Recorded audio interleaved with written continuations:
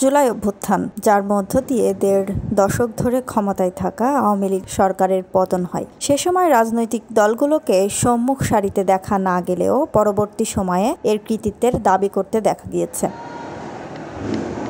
তাদের ভূমিকা কতটা ছিল সেটা নিয়ে বিশ্লেষকসহ অনেকের মধ্যেই প্রশ্ন রয়েছে। আন্দোলনে অংশ নেওয়া বেসরকারি বিশ্ববিদ্যালয়ের শিক্ষার্থী নুসরাত জাহান টুম্পা ৩১শে জুলাই নিজ প্রতিষ্ঠানের একজনকে বাঁচাতে প্রাণপণ চেষ্টা করেন এবং পুলিশের গাড়ির সামনে দাঁড়িয়ে ভাইরাল হয়েছিলেন।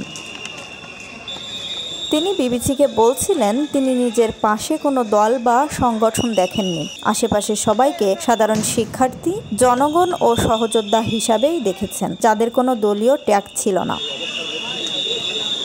এখন যদি কোনো দল এসে একপাক্ষিকভাবে বলে যে এর মাস্টারমাইন্ড আমরা ছিলাম, আমাদের এই ক্রেডিট ছিল, এটা সম্পূর্ণ আমার কাছে হাস্যকর মনে হয়। কারণ সে সময় আমার যে সহযোদ্ধা ছিল আমি দেখিনি তাকে বলতে যে আমি এই দলের বা ওই সংগঠনের। তখন সবাই লিড দিচ্ছিল, বলছিলেন মিস টুম্পা।